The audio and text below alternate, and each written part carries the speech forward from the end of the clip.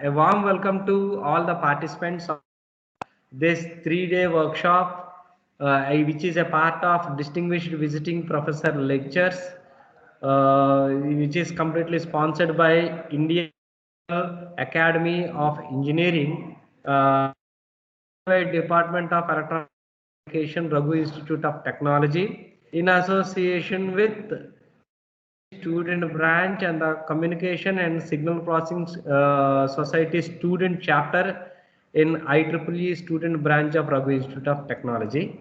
This DVP has been sanctioned last year, and with the contributions of Ganapati Panda sir, we received this opportunity to organize this DVP since last year. Earlier in the last year 2019, we have organized this for two sessions, 3-day sessions, one in the even semester and the other one in the odd semester.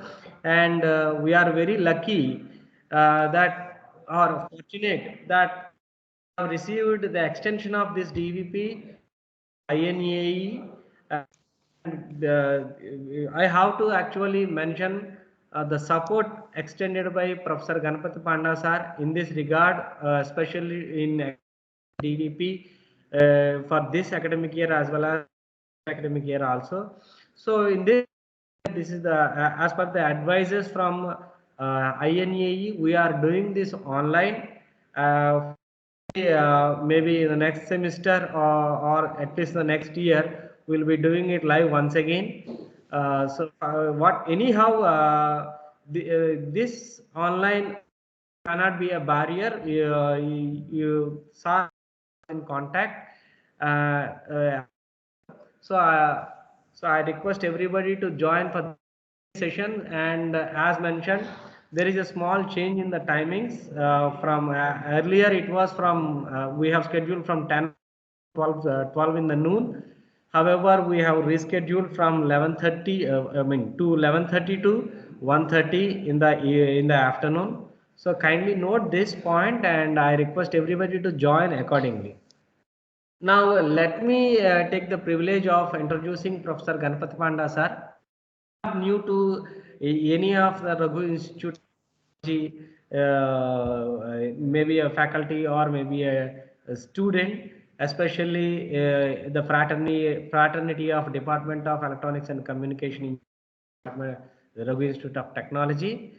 However, we have many new faces who have joined RIT in the form of second year students or in the form of new faculty. So for them, again, I would like to take the privilege of introducing him. Professor Ganapati Panda sir is currently a professor and research advisor at CV Raman Global University, Bhubaneswar, India. He is the former Deputy Director, Dean Academic Affairs and Head School of Electrical Science at Indian Institute of Technology, Bhubaneswar. He was also Dean Administration Head of ECE at NIT Rourkela, member of Board of Governors of Bhubaneswar and NIT Rourkela. He also served as Director of National Institute of Technology, Jamshedpur. He worked for 47 years in teaching and research in leading technical institutions in India. He did his postdoctoral research work at the University of UK during 1984 to 86 and PhD in 1981 from IIT Kharagpur digital signal processing. He has guided 42 PhDs in the field of signal processing, communication, artificial intelligence and machine learning. Published more than 380 research papers in various referred journals and conferences with 11,053 citations so far, and with a H index of 51 and I-10 index of 206. And 6 more PhD students are their PhD work under his active guidance. He is a fellow of National Academy of Engineers India, FNAE, and fellow of National Academy of Sciences, FNASC. Significant research contributions to signal processing and machine learning. He has received Samant Chandrasekhar Award in 1993, Biju Patnaik 2012, INAE Outstanding Teacher Award in 2017, AIC DVP professorship in 2019 and of it. Thank you very much for this. And AICT Margdarshak in 2019. He is a senior member of IEEE, fellow of IET, fellow of IE, life member of CSI, life member of IST, and life member of System Society. Thank you very much, sir. Yes. Again, a warm welcome to you. This is a this 3-day workshop as a part of DVP from sponsored by INAE as discussing on that starting from artificial neural networks to biological neural and variants of it and few quoting few. So this will be definitely beneficial to all the research pursuing candidates in the college, in the department, and also to all the who are listening to you, who are working towards their projects also. Sir, thank you very much, sir. Over to you. Yeah. Yes, sir. Should I start now? Yes, sir. Good. But before I start, just a clarification from you. Yes. Hello. Yes, sir. It's visible, Yeah. sir. Just one point. The many students are also there. In my first lecture today, I'll give an overview of about 15-20 types of artificial neural network, only fundamentals. Then I'll go to the details. I'll go up. Only interested one, what I have decided, which usually people do not work on those techniques I will tell. In addition, I'll go for deep learning and deep learning techniques. There are about 15 deep learning techniques, at least 2 of the techniques I will be speaking. So today's lecture is only fundamental. Only I'll give an overview of artificial neural network. And if time permits, I'll go to details of at least 1 or 2 techniques. But tomorrow and day after, one day will be completely on deep learning. At least 2 to 3 types of deep learning I'll cover in details. But tomorrow maybe some of the new type of artificial neural network, which usually we do not work, on that I'll be giving my lecture. So this is what I want to tell. Is it okay, Professor Chakravarti? Is it okay? Yes, sir. Absolutely okay, sir. Absolutely okay, sir. Okay, take it. So now I'm loading my slides. Yes. Yes. Hello, good day to all of you, all the participants. Before, is it visible? Yes, sir. Visible. It the slides visible. So, thanks to Professor Chakravarti, thanks to Professor Principal Satish Chaudhary and others who has given me the opportunity to interact with all the participants who are present today. We decided that during these 3 days, we'll go in depth up to artificial neural network. I have done a lot of work in this field. Many varieties people do not know or aware of that. I'll give an overview of that. And those who will be interested to learn more on any of these techniques, I'll be in a position to help them separately, individually go to the details. This lecture program of 3 days,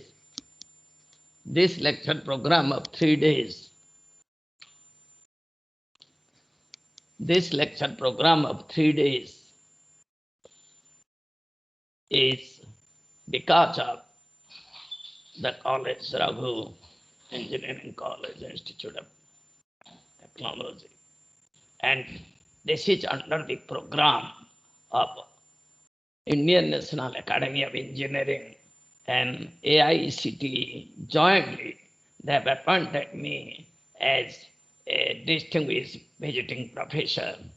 On this program, I am conducting this artificial neural network interactive program for 3 days. Okay, please listen for about 1 hour, 30 minutes. Just I'll give what are the different types of neural network. Basically, the human brain consists of actual neurons.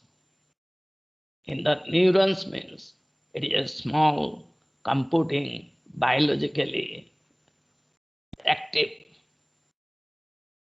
neuron. They are called biological neuron. In the neurons are connected in layers. In each of the layer, there are more than 10 to the power 5 neurons. They are biological neurons. And in the brain, actually more than 100 layers are there. And from neuron to neuron, they are connected. These connections are not just by wire. These connections are through some multiplying coefficient known as the weights or the parameters. The weights are not fixed. Depending upon the type of problem we solve in the brain, the weights are adjusted. The weights varies from a very small value to a high value until whatever we need to get from out of the brain.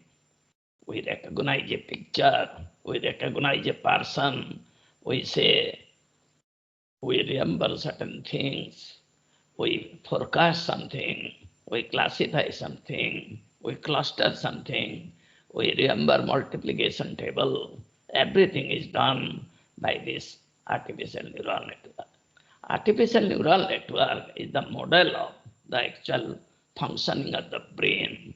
In the brain, we have got biological neural network, and artificial neural network is the model of that. Today, I will tell that there are so many types of artificial neural. Usually, we know the back propagation, multi-layer perceptron type of network, but that is only one, a oldest one. What are the recent development? What are the recent improvement in the artificial neural network that I will tell? Artificial neural network is a massively parallel distributed system. Even if some of the neurons are disconnected, still the network works. It is a robust system. Signal passes through other network because they are all interconnected. Somebody is slow in learning. Somebody is fast in learning.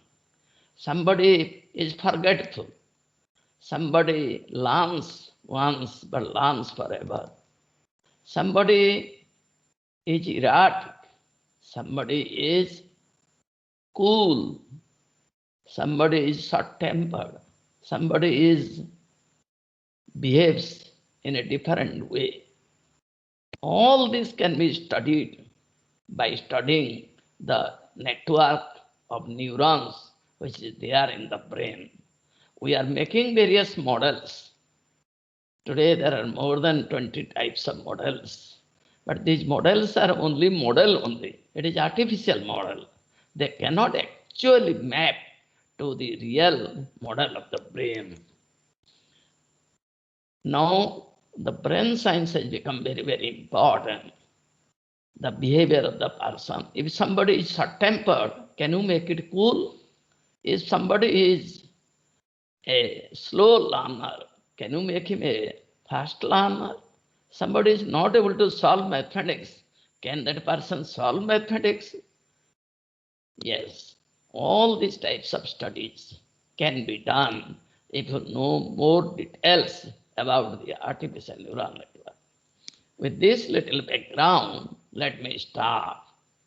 What are the types of artificial neural network that exist? One is very standard and old feed-forward neural network. Feed-forward neural network. This is also called multi-layer perceptron, MLP. These types of network, you see in the diagram, a small diagram, input is 3. They are not neuron, they are just the input. When you see a pen, when you see an animal, when you see a car, or when you give some input, that input propagates from the 3 point. Here it is 3. Input can be 1, input can be 100, input can be 1000. The middle one, they are not actually the input one is neuron. The middle one, 4 are there. So they are artificial neuron. What the artificial neuron does, they take the input, multiply with the weights or the coefficient, add them, pass through a nonlinear function called sigmoid function, known as activation function, and produce the output. And that output of the hidden unit again pass to the output. That is from hidden to output. There are connecting weights. The output is multiplied with the connecting weights and they are summed. There are 2 neurons at the output I have shown. Input is 3, output is 2. So it is a simple one hidden layer, conventional feed-forward artificial neural network.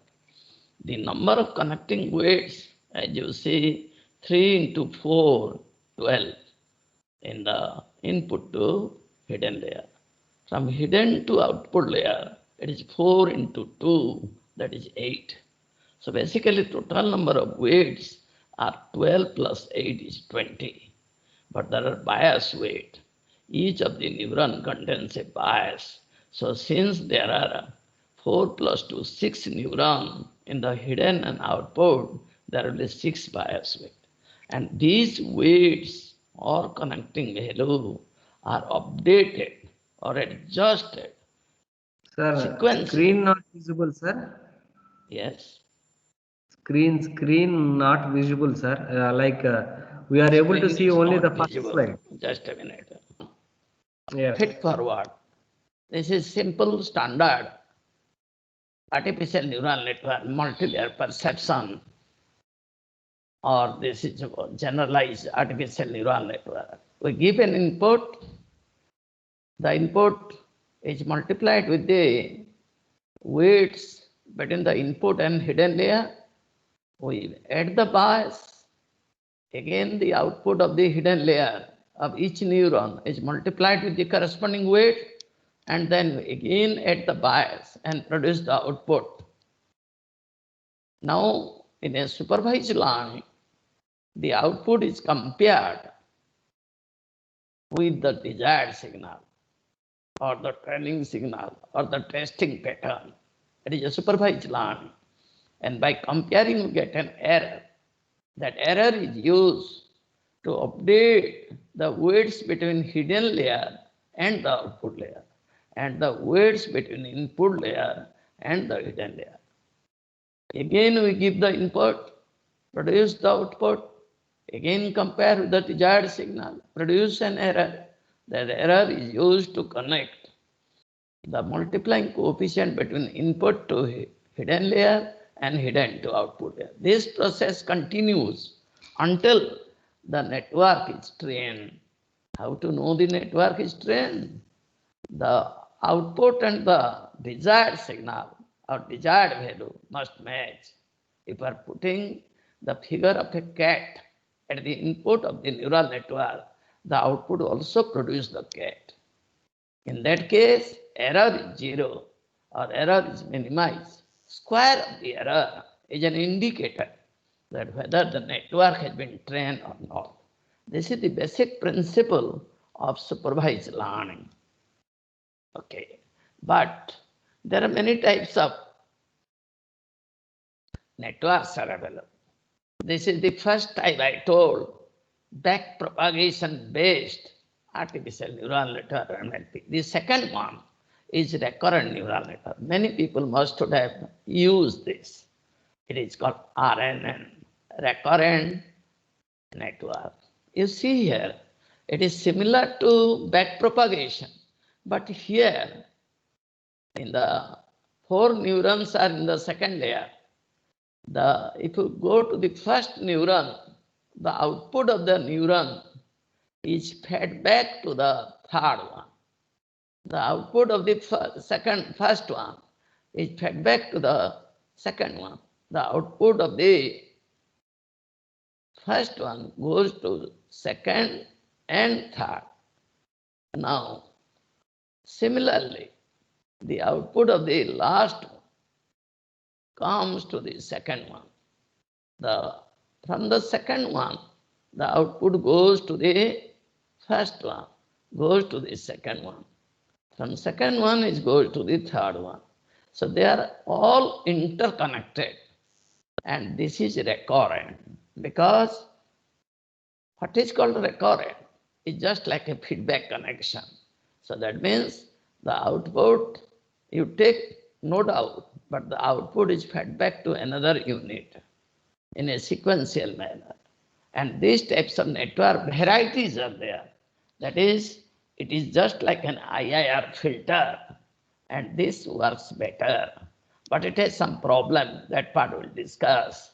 In our human brain, they are more biological realistic. Our biological neurons are similar to recurrent neural network. Recurrent neural network are very important types of network where there is a feedback connection. In case of feed-forward network, there is no feedback connection. This is what I wanted to tell. Okay. Next, if you look, symmetrically connected network. This is the third type, symmetrically connected network.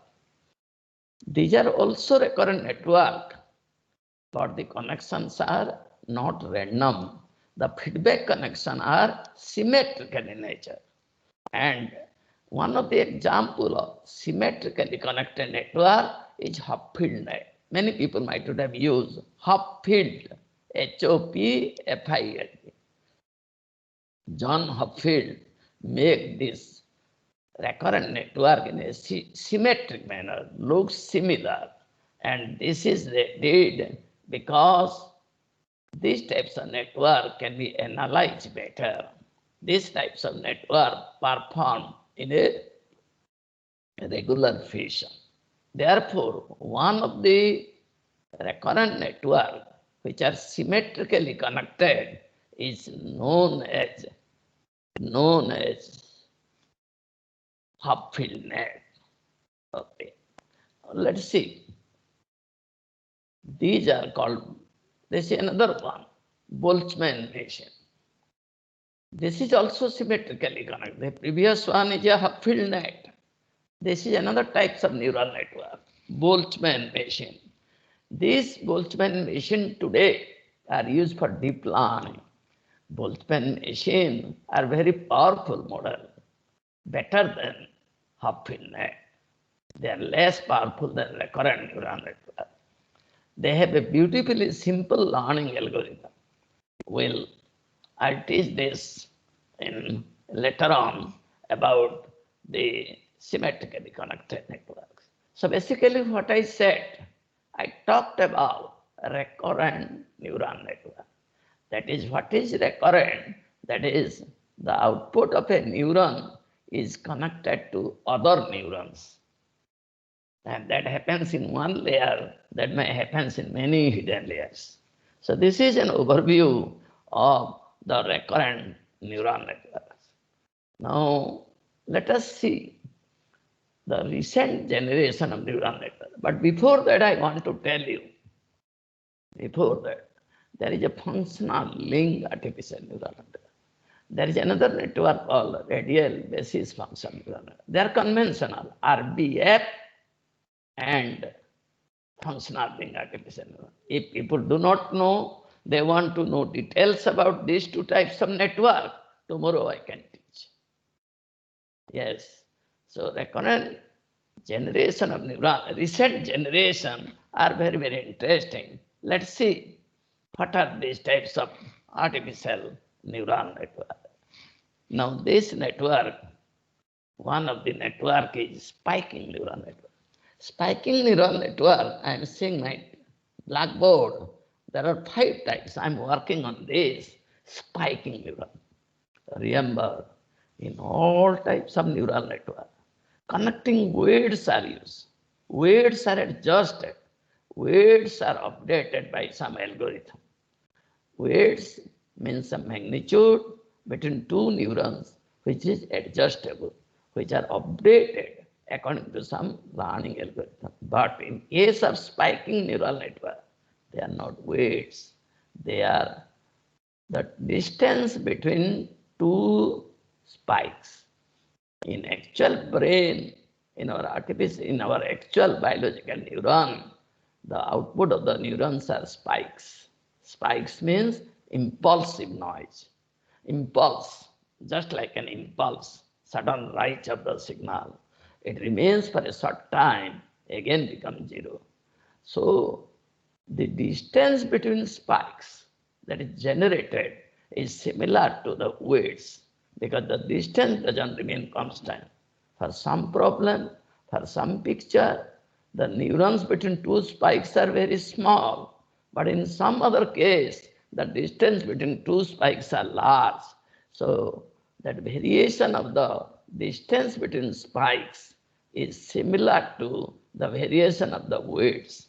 Today, spiking neural network has gained the momentum. Those who want to do research work or want to learn more, it is possible. They have their own learning algorithm.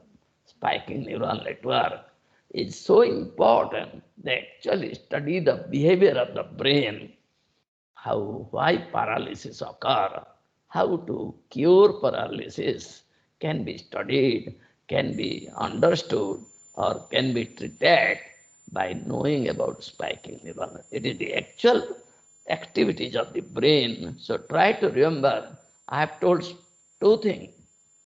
If students are there, you can write. I first told about conventional feed-forward neural network. Then I told about, we call it multilayer perceptron.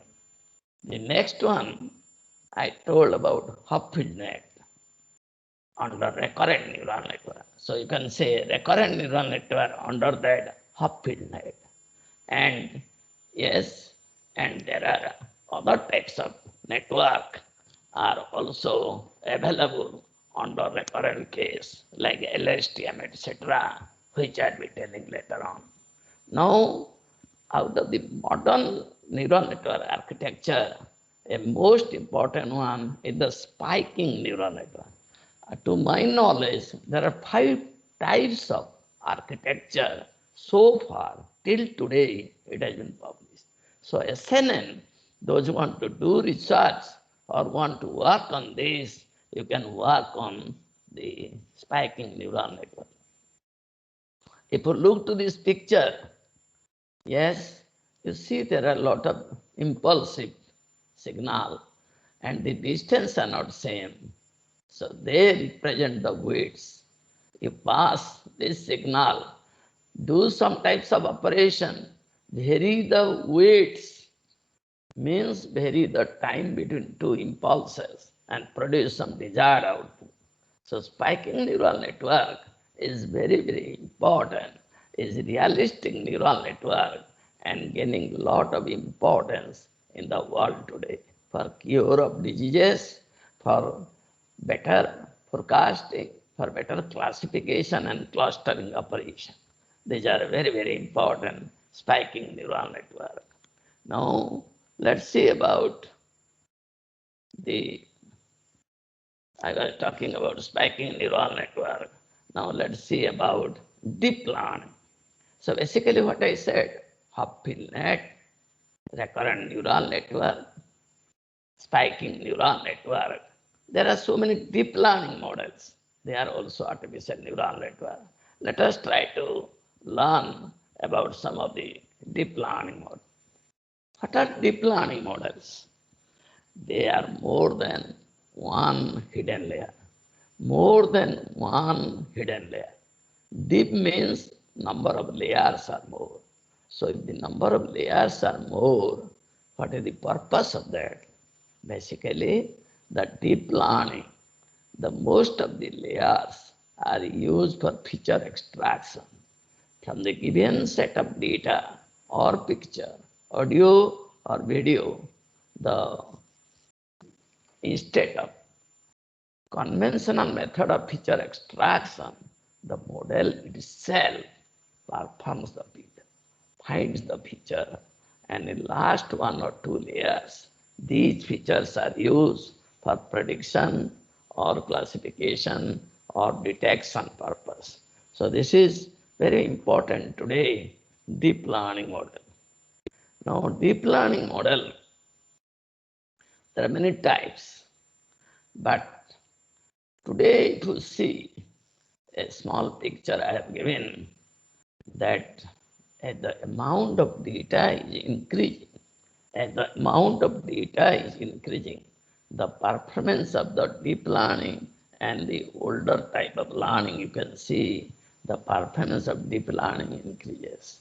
So please remember that deep learning is suitable for large amount of data, for analysis of big data, finance data, pollution data, manufacturing data, so healthcare data, where the amount of data is more, people has to use deep learning method.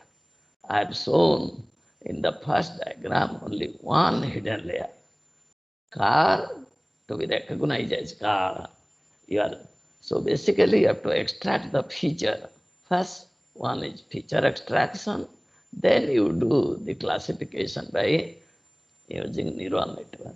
But if you are using deep learning, the second diagram, deep learning directly take the object, picture of the object, and here the number of hidden layers are more in the all the initial layers.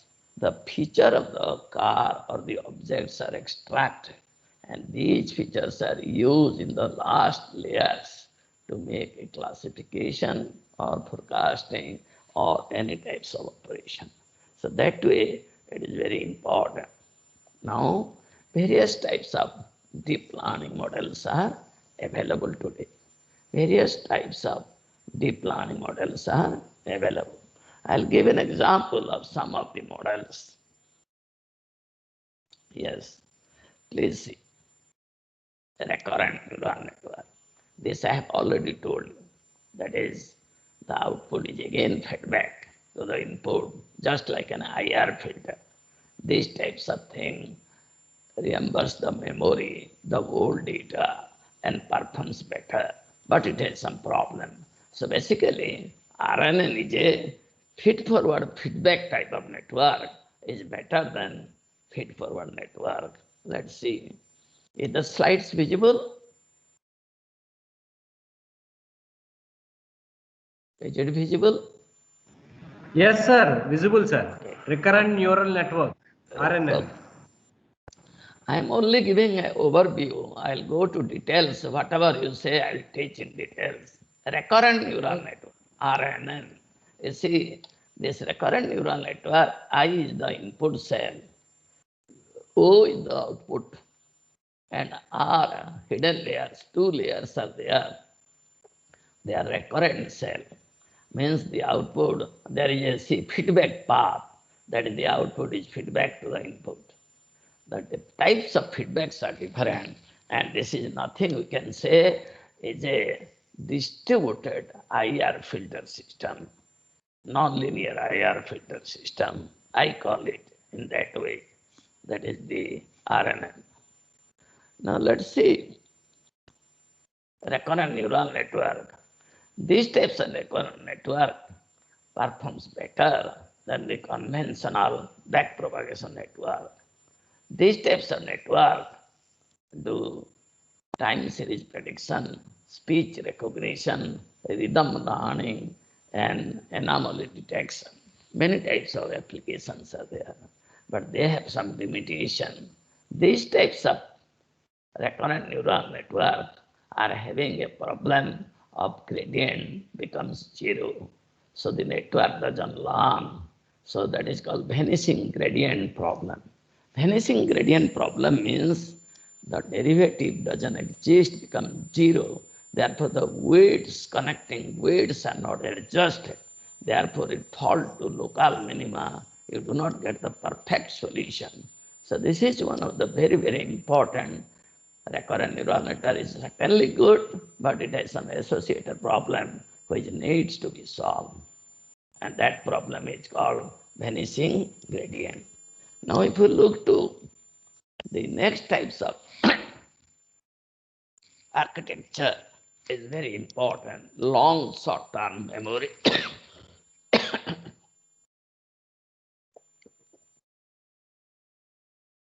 In short, we call it LSTM, long short-term memory.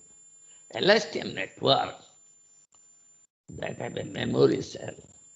It has a memory. It can remember the past information. Therefore, it performs better. And LSTM is a type of RNN. LSTM. If you want more details about that, I can teach. So if RNN fails when we have a large number of relevant data, we have large number of data, RNN doesn't work. And we want to find out the relevant data from it. Then LSTM is preferable. LSTM can remember data from a long time ago. So it has the memory cell, which is not present in case of your RNN. Please see. It's a simple diagram, long short-term memory. That is, here if you look, the hidden layers are memory cell that is different from RNN hidden layer. Not only feedback is there, but there is an inner circle. Or you see there are two concentric circles, and this represent with memory. So memory is inbuilt in the neuron as well as feedback. If feedback is there and memory is there in each neuron, hidden neuron, that is we call LSTM network. LSTM network is different from RNN in the sense that in case of RNN, memory is not there. So past information are not remembered by the network. Whereas in case of LSTM, the hidden layers are memory layer. So basically they have a memory cell. And this not only memory cell, there is a feedback from output to input. And this two combination, that resultant network we call is long short-term memory. Long memory as well as short-term memory. And it has a lot of advantage today. People have been using the long short-term memory. Okay.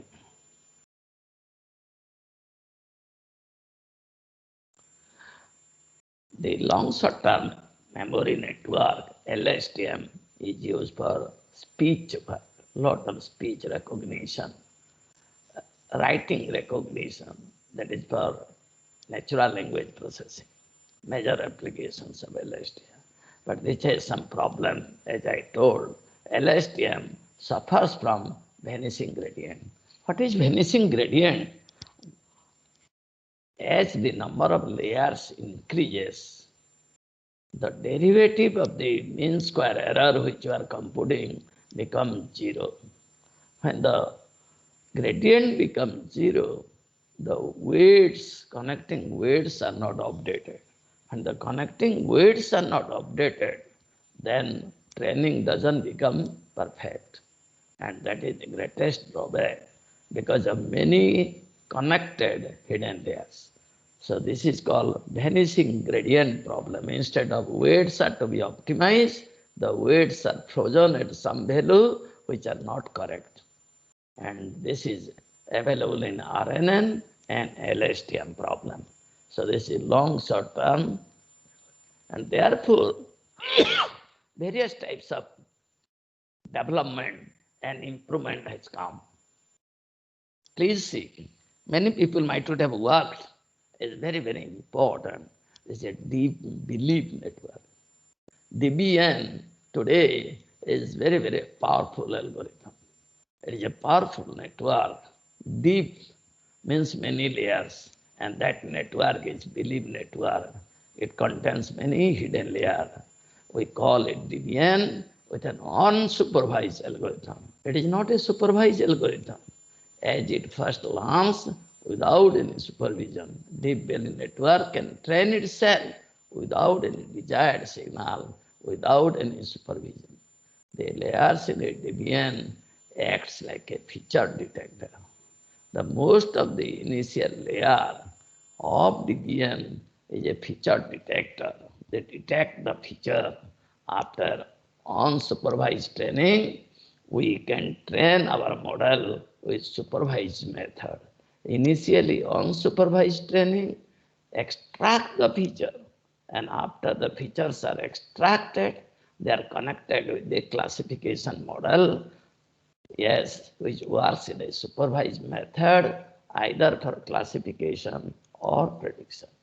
Today, we must learn deep belief network, which is a very powerful artificial neural network. Deep, as I told, I'm giving an overview. I'm not going to the details of this deep belief network. Let's see the next one.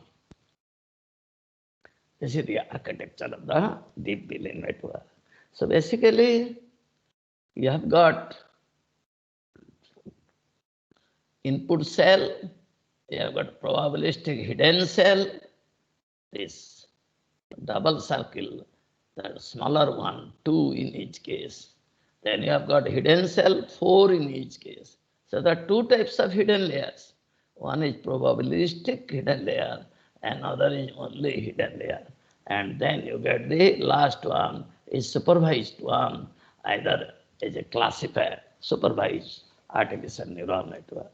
So this is the simple architecture of a deep belief network, which is very, very popular, and a lot of people are doing a lot of research on this deep belief network. Deep belief network uses hidden layers. They are robust for classification. Application retrieval, documents and images, they are used for nonlinear dimensionality.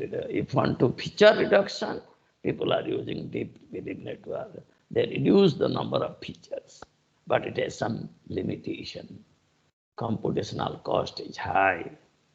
That is step towards further optimization in the network based on maximum likelihood training. Hardware limitation is there for implementing, for doing hardware implementation because of feedback structure and because of a lot of interconnection.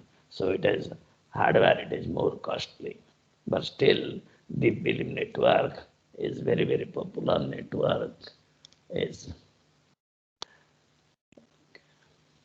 next one.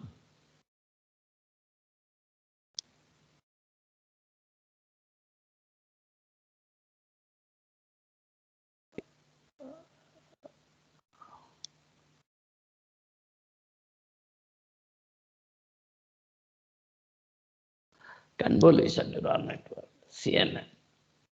Convolution neural network.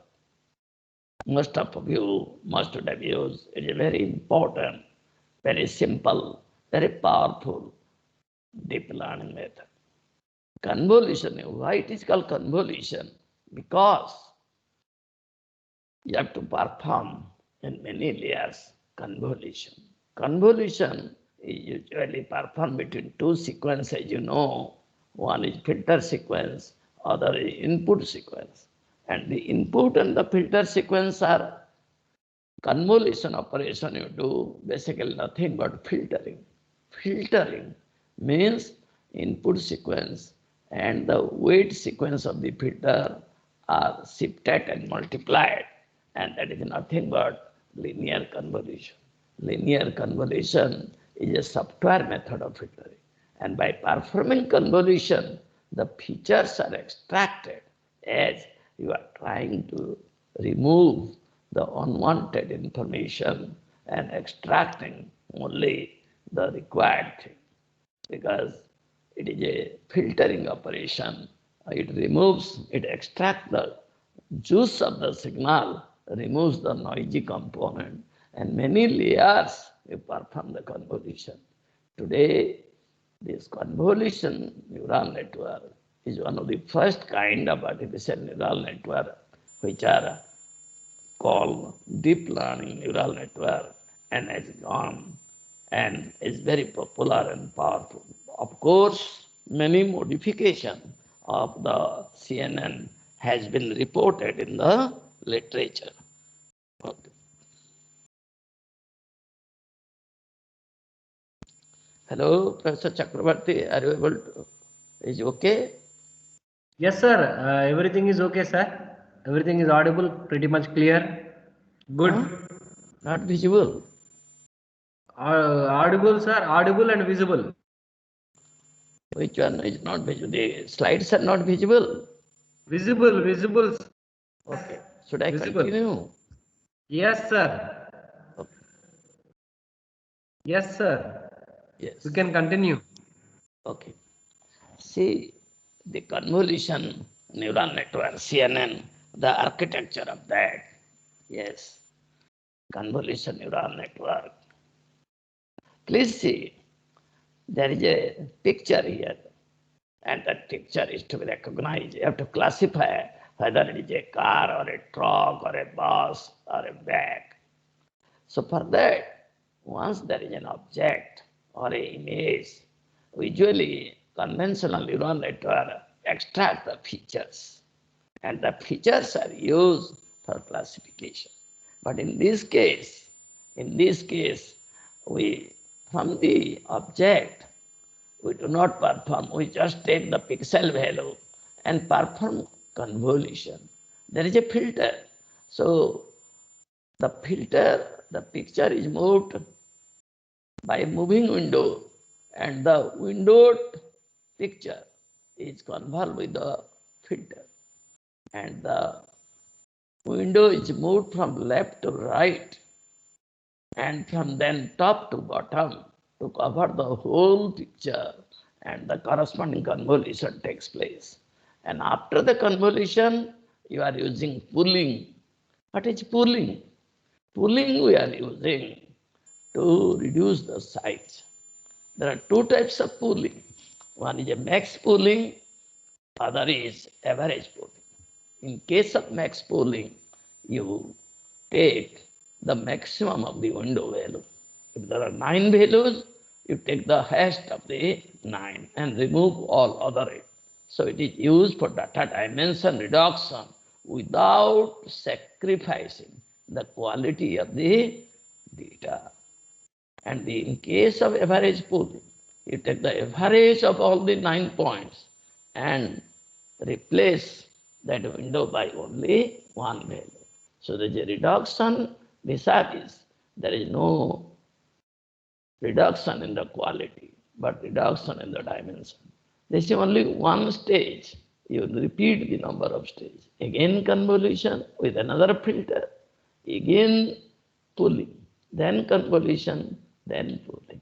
And after that, the two-dimensional data, after you obtain, convert to one dimension. And then you perform the classification or forecasting, depending upon the requirement. Basically, what I'm saying, the CNN, the first few sets of layers are dedicated for feature extraction, and last couple of layers in the convention of neural network for classification or prediction. You can use simple CNN, or you can use support vector machine, NAP-based, random forest, or any types of classifier to perform well. So basically, convolution operation is for feature extraction, and neural network in the last stage are used for classification or forecast. This is what I told about CNN. Okay. Can I give a gap for just half a minute? Just half a minute gap, please. Yes, sir. Yes, sir. We'll take a break for 5 minutes.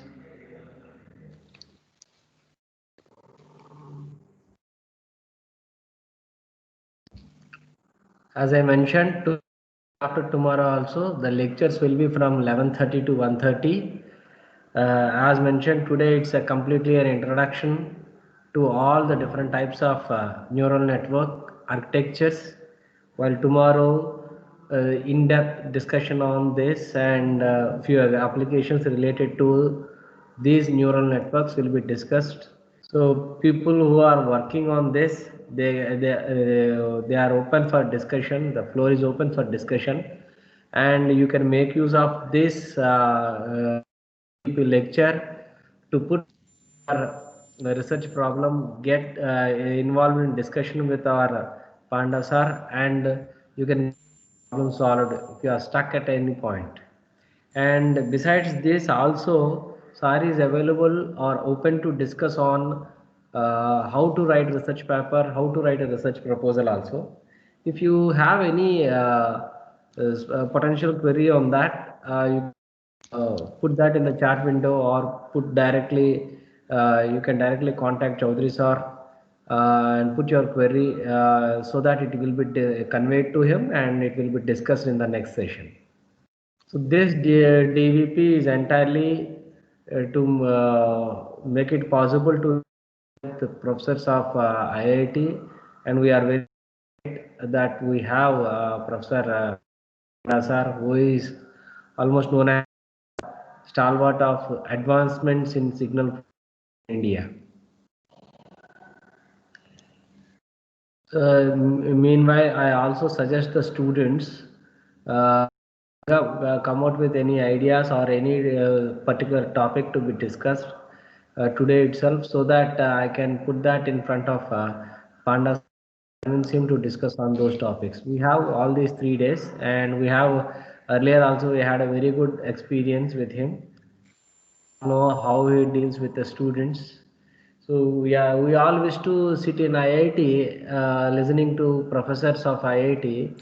However, through P, we are very fortunate. The IIT professor himself is in front of us to teach some latest which are very much useful for your research or your projects and for your career also.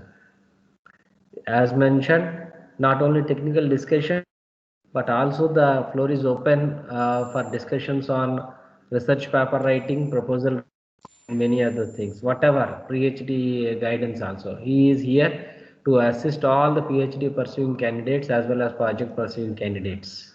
So I request everybody to make use of it. Thank you. This is, many people might have used a very powerful artificial neural network, comes under deep learning model, generative adversarial network, GAN. There are two networks here. One is a generator, another is adversarial. When you have to choose this GAN, if your number of patterns, number of learning patterns are less, when you use this, that if the classification problem, one number of patterns, class 1 patterns are more, class 2 patterns are less, unbalanced data. What is unbalanced data? There are two classes, but in one class, more number of data is available. For other class, the number of data are less. This is called unbalance. Either it is less number of patterns, you can create, GAN can create more number of patterns. GAN can generator generates more pattern, similar pattern. Suppose you have got only 30 patterns to train, but 30 patterns are not sufficient. You have to generate 100 patterns. So you have to use GAN. GAN can automatically generate the input patterns or features. GAN adversarial network today is a very powerful network. Given a training data, GAN learns to generate new data. From a few set of data, new data can be generated, which has the probability or statistical distribution similar to the original data. They have got a probabilistic or a statistical features, they are same. The objective of the GAN is to distinguish between real and synthetic result. One is a real result, real data we are having. Other is artificially you are creating the data. And the output of this using real data, the output of the model, and from the generator using random noise. You are using only random noise to the second model, generator model. It doesn't take the actual input. It takes the random input, produce the same pattern or image or features as that of the actual one. You compare it. If it is not matching, you try to update the generator parameters, try to update the generator until the output of the adversarial network output matches to that of the generator one. Until the matching is done, the training process continues. I am giving a picture to show that the generative adversarial network, basically you are giving a known picture to a simple feature extractor. Simple because you know the picture, you get an output. Now, the generator network will try to produce similar output. That is, there is a generator network whose input is not this picture. The input is noise, random noise. And with that noise, it will produce a similar output. It cannot be 100% similar, but that is almost duplicate of the actual image. You make a comparison, and if the comparison error is there, the generator try to improve. By this process, you produce more number of patterns, and these patterns are used for classification or forecasting. Today, the GAN is a very powerful deep learning network where it is applicable is if the number of features are less or the data is unbalanced, and number of features or number of data set is less. So you can use this GAN network. Full form is generative adversarial network. In short, we call it GAN. GAN you must learn if you want little more details that one should practice. And today, most all of the people who are working research, they are trying to use GAN. In a recent of our work, we have used GAN for COVID detection. GAN is being used. We are using GAN for heart disease detection, for pneumonia detection, and many such problems. It is very powerful and important. There is another important artificial neural network. It is a deep learning network, and it is called autoencoder, AE in short form. What is an autoencoder? It is a neural network. It is a unsupervised machine. It doesn't require any desired signal.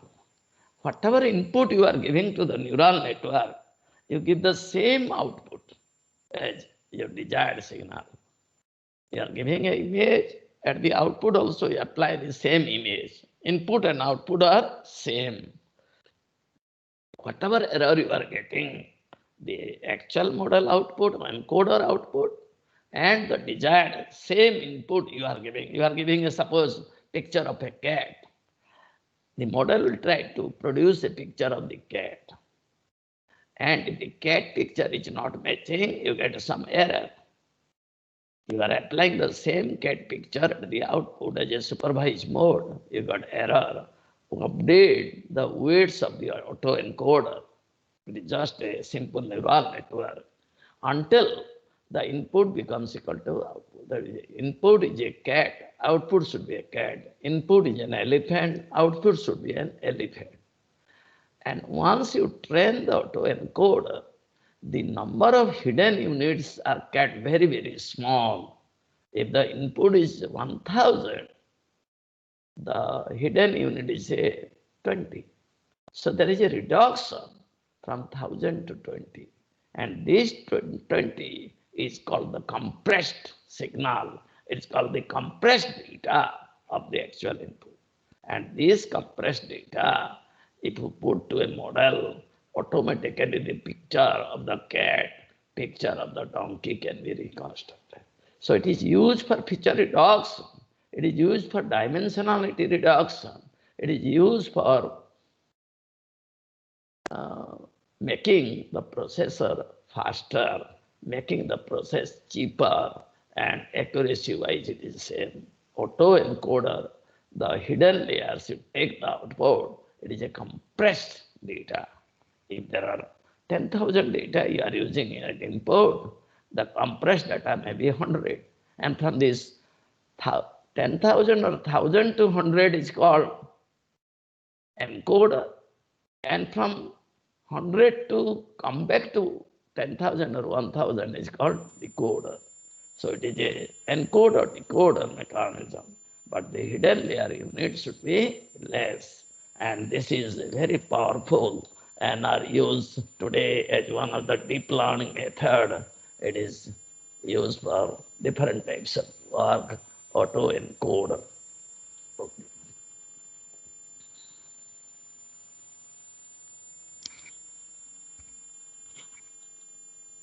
So autoencoder, as I told, simple a diagram.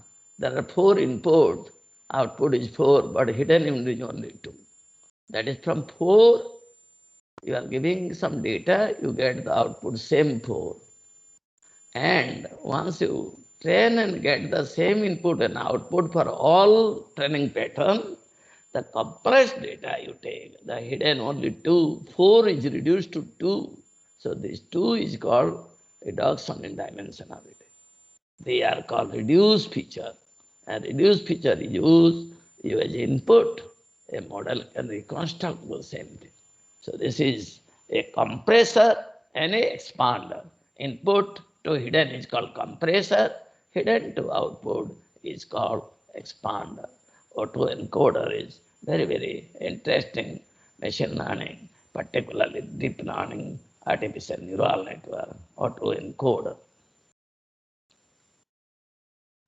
Autoencoders is a smaller representation of the input. It is used for classification, clustering, feature comparison.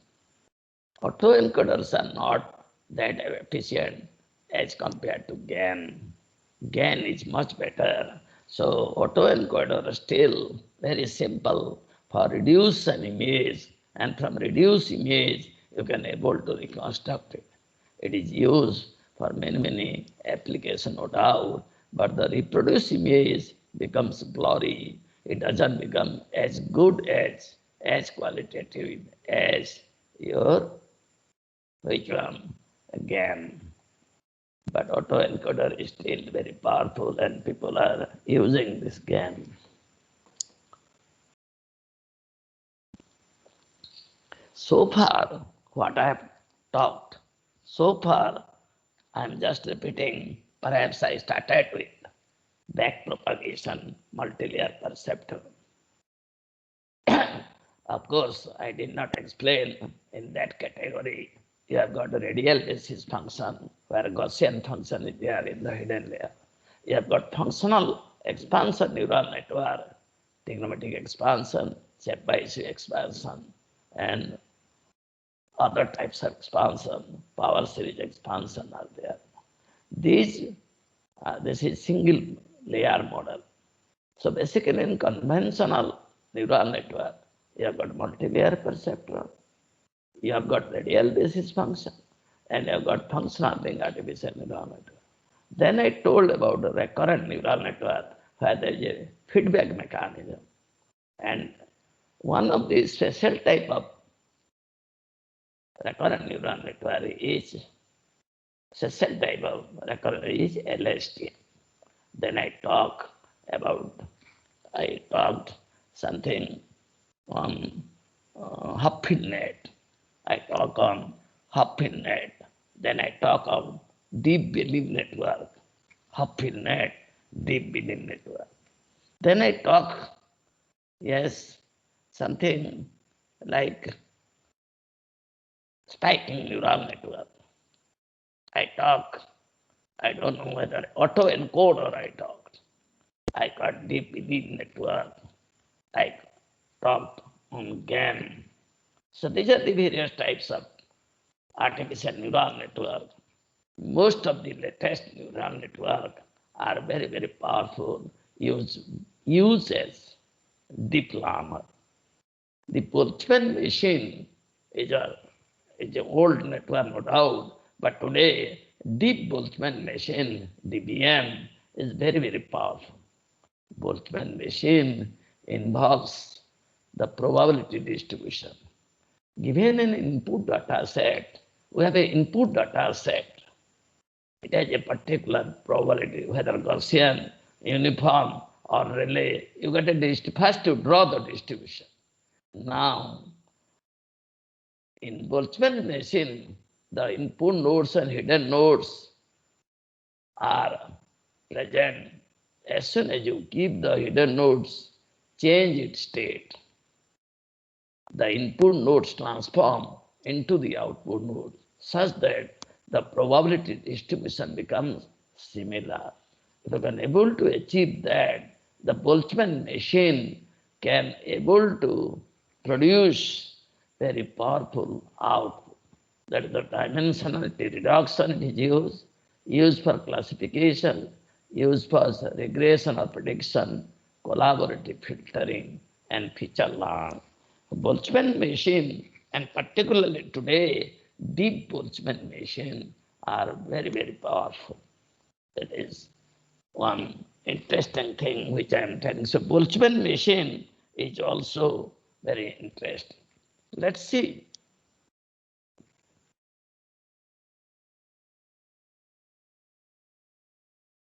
This is a diagram of the Boltzmann machine.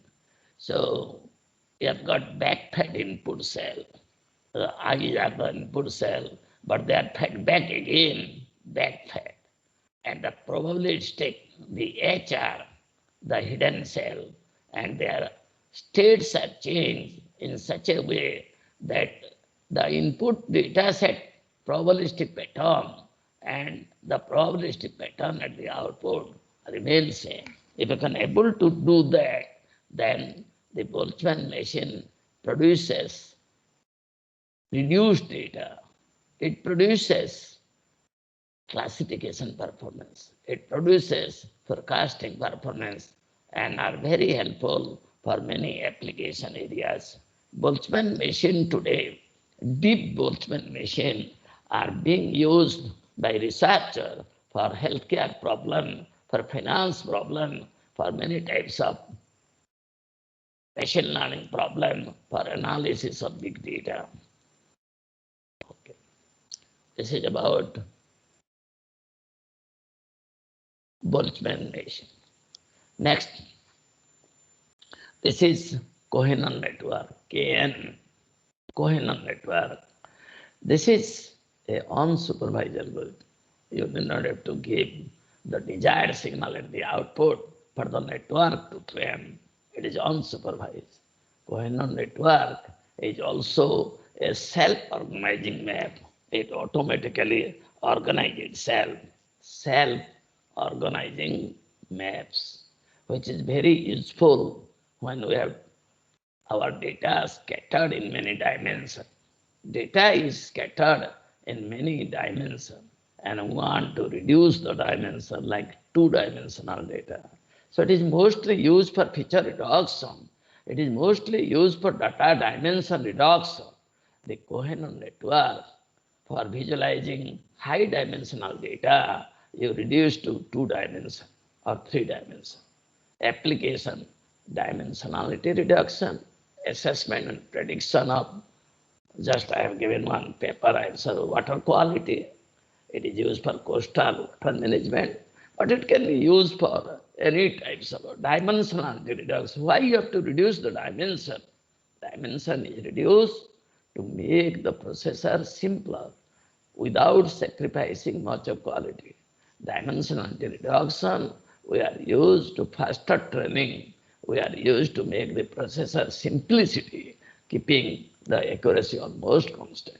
And Cohen network, please remember, and is used for feature reduction or data reduction. Cohen network is very, very interesting network, and those who are not used, they can try for it. This is the architecture of a Cohen network. You are giving the input, there are hidden units. Please see, unlike artificial neural network, all the hidden layers inputs are not connected to all the hidden layer output of the next layer. Input is connected to the first hidden layers. Input is connected to second as well as third. But from second to third is not there. From third to fourth is not connection is there. Only input, everywhere is connected here. So this is a new types of architecture and mark. That is from output of the second doesn't go to the output of the next layer. But from the input, it goes to the other layers. So this is Cohen network. Yes.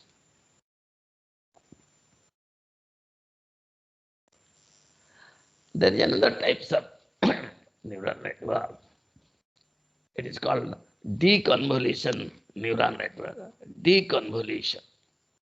We first told you earlier CNN convolution neural network, but it is deconvolution neural network. If X is convolved with H, we produce Y. Y is the convolution of X sequence and H sequence. But if I know X and H, I can produce Y. But if I know Y, output is known, and out of X and H, only X is known or H is known. If X is known, Y is known, I can find out H. If Y is known, H is known, I can find X. This is a deconvolution operation. I can give an example of deconvolution, hundreds of examples. Earthquake. When an earthquake occurs, you are getting the response in the earth's surface. But that is not the actual strength of the earthquake. You measure actually Y. The actual earthquake strength is X, which takes place in the epicenter. So from Y, which you are seeing in the instrument, you have to find out the strength of the earthquake by computing X. So from Y, if you want to compute the X, that is called deconvolution. So deconvolution neural network is similar to conventional neural network, but instead of convolution operation, you perform the deconvolution. The DN may lose a signal due to having been convolved with other signal. Even though the DN is similar to CNN, its applications is different. Application areas, super resolution of an image. You want to improve, enhance the quality of the image, you have to use DN. Surface depth estimation from an image, optical flow estimation. So it is used for enhancement work. It is used for higher resolution. It is used for achieving better accuracy. Deconvolution neural network, if you have not worked, please try to learn about the deconvolution neural network. This is, please see, the architecture of deconvolution neural network. The architecture of deconvolution neural network. Yes. Input is 2, output is maybe 4, 5, 6, depending upon the requirement. I is input cell, K is called the kernel, the vector, C is the convolution or pool,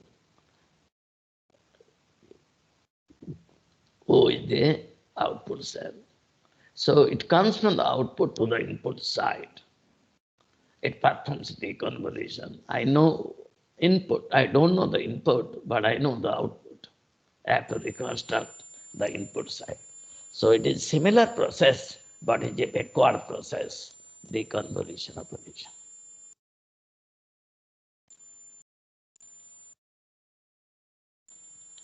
There is another types of artificial neural network. This is very powerful. Extreme learning machine, ELM. Extreme learning machine. ELM randomly chooses hidden nodes. It chooses randomly the hidden nodes. Not all are connected. And then analytically determine the output weight. The output weights are from the last but one layer to the output layer. Therefore, these algorithms work way faster than the general neural network. General neural network, all weights are interconnected. But here, actually the weights which are interconnected, which are updated, is only at the output layers. It is an extreme learning machine network, randomly assign the weight which are not updated. The input layers, which are even though connected, those weights are never updated. Only the weights of the last layer is updated. And therefore it is much faster. Application, classification, it is used for forecasting or regression, clustering, and feature learning, and many such purposes. So ELM is must learn, but you have to choose. There are varieties of neural network. So ELM is very, very interesting, very powerful also. ELM, extreme learning machine.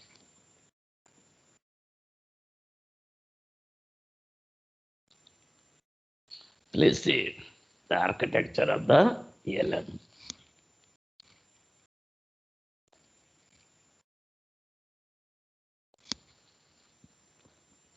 So architecture of the ELM. You have input 3, output 2. There are many hidden layers. But in case of your conventional neural network, all units are interconnected to each other. Not within the layer, but outside there. But here, there is a random connection. Some things are dropped. All weights are not connected. Finally, only last layer 4 into 2, instead of 8, only 5 are connected. Between hidden to last but one layer, 4 into 4, there should be 16 weight, but hardly there is 1, 2 weights. No, out of 16, others are dropped. So there is a massive reduction of the connecting weights. But this not only saves the overfitting problem, also it performs better. But random, you are dropping randomly these weights.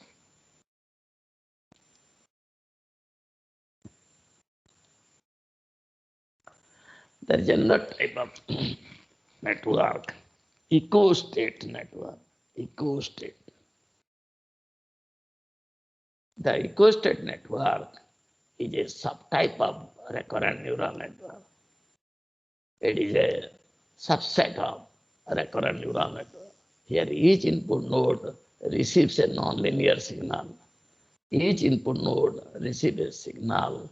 In ESN, the hidden nodes are sparsely connected.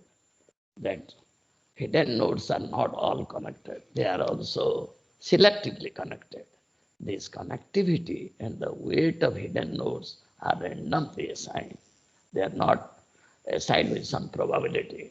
This time these are connected, next time the other sets are connected. Every time the connection points are changed. On ESN, the final output weights are trainable.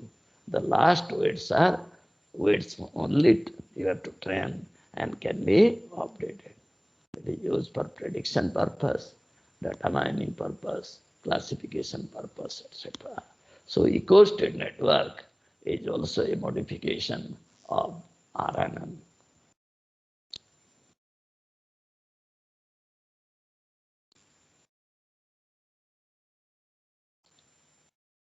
This is a diagram of a eco-state network. Please have a look to the eco-state network.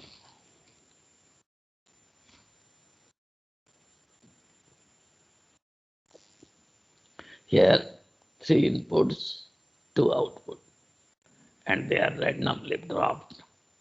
All are not connected. And they are dropped with certain probability. Not only overfitting problems are avoided, the vanishing gradient problems are avoided, but performance-wise, also they are good.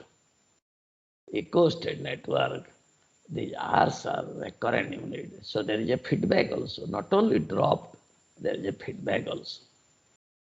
It is a feed-forward feedback network with randomly dropped inputs. That network is called eco-state network.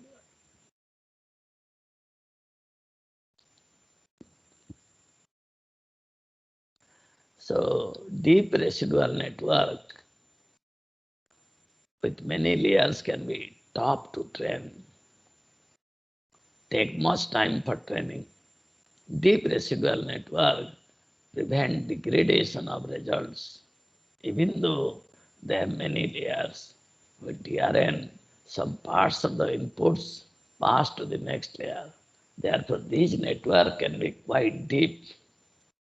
Applications are image classification, object detection, sentiment analysis, language recognition. This is used mostly for natural language processing, but I have seen papers where DSN is used for healthcare, finance, and all other engineering application. Most of the application people have been using. So this is deep belief network, deep residual network. This is the architecture of deep residual network. Please have a look.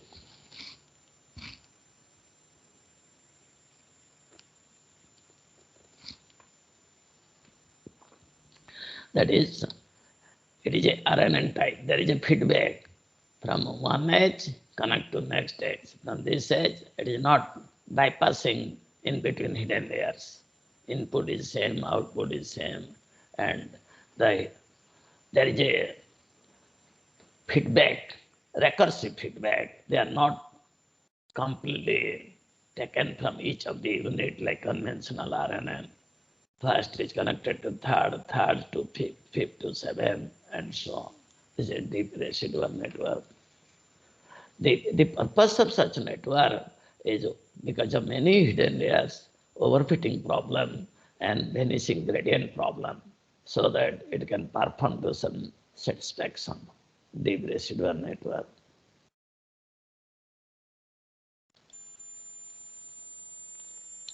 So deep residual neural network with many layers can be tough to train. Deep residual network prevent degradation in the result, even though they have many layers. With DRN, some parts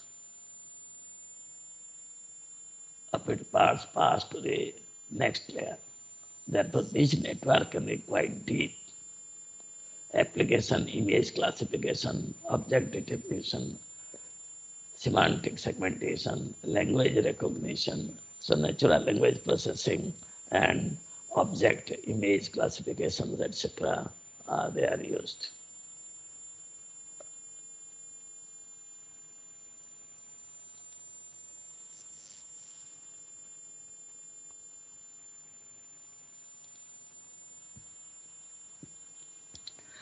The last one is neural Turing machine. Turing machine must have heard. So neural Turing machine is a new type of architecture. It contains two primary components. neural network controller. There is a controller and there is a memory bank. These are the important components of a neural Turing machine. In this neural network, the controller interacts with the external world via the input and output. The controller connects link to input as well as output. It also performs selective read and write operations by interacting with the memory matrix. A Turing machine is said to be computationally equivalent to a modern computer. Therefore, NTN extends to the capability of standard neural network by interacting with external memory. Applications used for robotics, building, and artificial human brain, and many such applications. So neural Turing machine is another vision. So this is about, I gave an overview of the different types of network. This is the architecture of neural Turing machine. As I told, the lower one is the controller, memory cell, and memory cell is connected only to the last layer. The input layer is conventional neural network, but there is a memory cell. Memory cell is connected to all the three memory cells. Each are connected to all the three hidden layers. To the lowest one, all three are connected. The middle one, all three. To the first one, all three. And then final layer output is produced. Is a neural Turing machine, NTM. Of course, in each case, the corresponding learning algorithm is there. How to use, how to train. The training procedure is same, but the architectures are completely different. And each one, new architecture which has been given, the purpose is different. Basically, there are two things, as I told repeatedly. Vanishing gradient problem. Second one, I told that overfitting problem. Both the vanishing gradient and the overfitting problem needs to be rectified, and so that the performance can be obtained. Essentially, what I covered today are at least 20 types of artificial neural network. The first one, I talked of conventional MLP, that is back propagation based learning. Next, what I said, again, I am repeating, I did not teach you, but I told radial basis function, functional being artificial neural network. Then I came to recurrent neural network. And recurrent neural network, LSTM, there are two. LSTM is one of the variation of RNN. Then I talk about HuffNet. I talk about GAN. I talked about belief network. I talked about deep belief network, Boltzmann machine, self-organizing map. Then I talk about autoencoder. I talked about CNN. I talked about GAN. I talked about many such neural Turing machines. So at least more than 20 types what exists today. I just make you learn. It is my first lecture and students and faculties are there. I have nothing. I have not gone deeper into any of the network. What I essentially taught was the exposure. The most of the later part after RNN, what I taught, there are various variation of deep learning. GAN is a deep learning, autoencoder, deep learning, CNN, deep learning. These are all Boltzmann machine. Single unit is there, but it can be multi-layer and then become your deep learning. So I covered actually the overview I gave and I told about the different types of structure. Now I request Professor Chakravarti, if anybody interested to ask some question, then perhaps this question I'll try to answer in the next 10 to 15 minutes. Okay? Yes, sir. Thank you very much, sir. You have really covered the many number of neural network here. A small request from some of my faculty.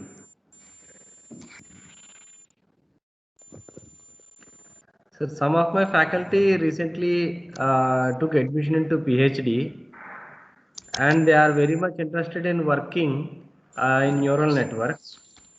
The interest in neural networks, it started with your last lecture, sir, in the college, where you have stopped with neural networks. Sir, sir, some of my faculty, they are pursuing PhD.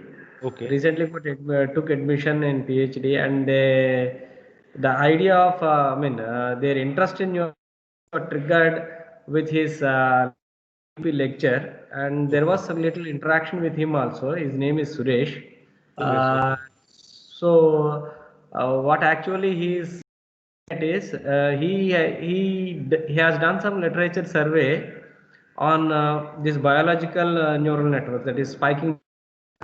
So he really in search of a good research problem. Okay. Okay. This signal or image processing, applying this biological neural networks, Okay. spiking neurons. Okay, sir. So, can you, he is actually asking for some guidance on this, good research problem. Okay. Okay, sir. I have noted it down. I'm just giving it to Panda, sir. Yeah. And Any other question?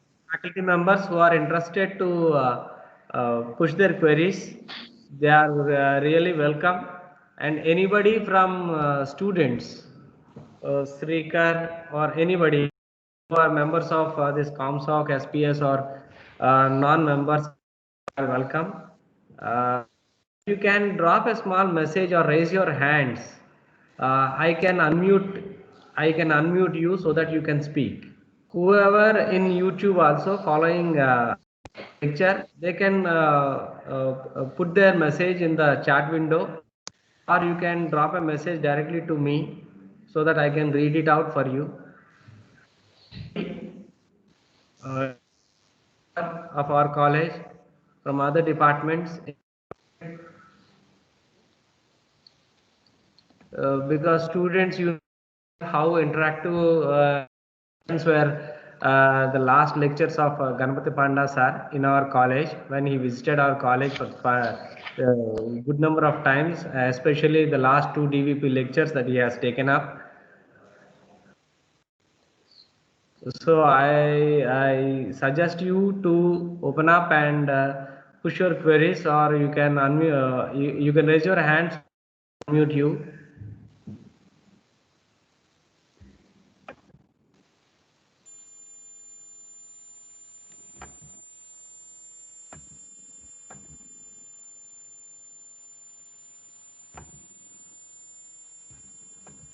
Yes, now you can actually unmute yourself. Anybody who is interested to speak, you can unmute yourself.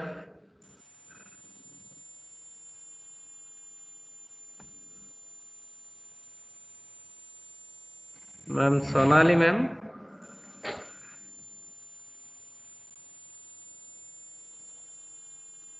Ma'am, anything in specific also now you can do, or you can we can push that tomorrow. You can address that.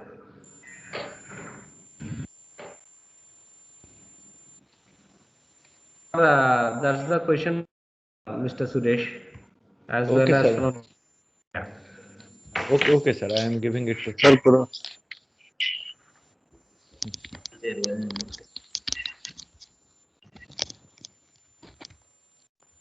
Hello. Sir. Yes, last one. I got a nice question for PhD admission, Mr. Suresh. Yes, sir. Sir, good afternoon, Yes. sir. Yeah, a spiking neural network is a very important area. Today, there are about 5 models exist. So I request Suresh, there are 5 models, and these models in 2002, I am sending a snapshot. 2002, one model came how the spike propagates. Spike prop, one model. Model 2, SWAT, SWAT. It was published in 2010. The third model is OSNN, 2014, online spiking neural network. In 2016, SRESN, self-regulating, evolving spiking neural network. And in 2017, SAFFRON, synaptic efficacy function artificial neural network. So these snapshot, I said you can search for these. Try to understand two of them. We'll try to make, you can, a lot of application, classification or forecasting can be done. It can be used for your own, your antenna array work, wherever you are using, use SNN. And also you can develop one chapter on deep learning SNN. There is no paper yet. SNN you make like RNN you use for deep learning, conventional neural network, LSTM used for deep learning. So can you use SNN as deep learning? If you give many layers, can you solve a large density data problem? So there are two parts. First, let him write a good review paper on SNN. I will help. Let him find out all published literature, at least 30 to 40 literature, write a good review paper. That is the part one. Part two, that at least try to understand one of the four models. SAFFRON is the latest 2017 and SESAN in 2016. So these two let him learn and use for antenna problem. The third part, we can make a deep learning, spiking neural network. I think it is clear. I'll send you this, yes.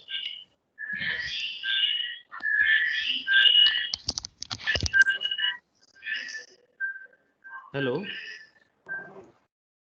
Yes, sir. Yes, sir. Yes, Please sir, I repeat will. your question. I am looking for. Sir, one more question, sir. Yes, sir. It was really informative, and I hope Suresh, you are now you can you have the basic information. Okay. Yes, sir. Yes, sir. So thank. Sir, there was one more question from a student, Mr. Srekar. So his question is, can you suggest any beginner level project for related to machine learning? These students, we have a student branch, sir, Yes, communication and signal processing societies of IEEE in the college. So there are few enthusiastic students who are working on it. Last year when Panda sir has visited the campus, some projects and some of them have really worked on it. So they were looking for some useful projects that they can pursue in machine learning and signal processing. The two, specific to this filter, other things or whatever that is possible. Okay. This Okay. is a I'm question coming. from Sri. Just a second. Is he a BTech student? Yeah, yes, sir. Okay. BTech Okay. student. Okay. Okay. Just a second.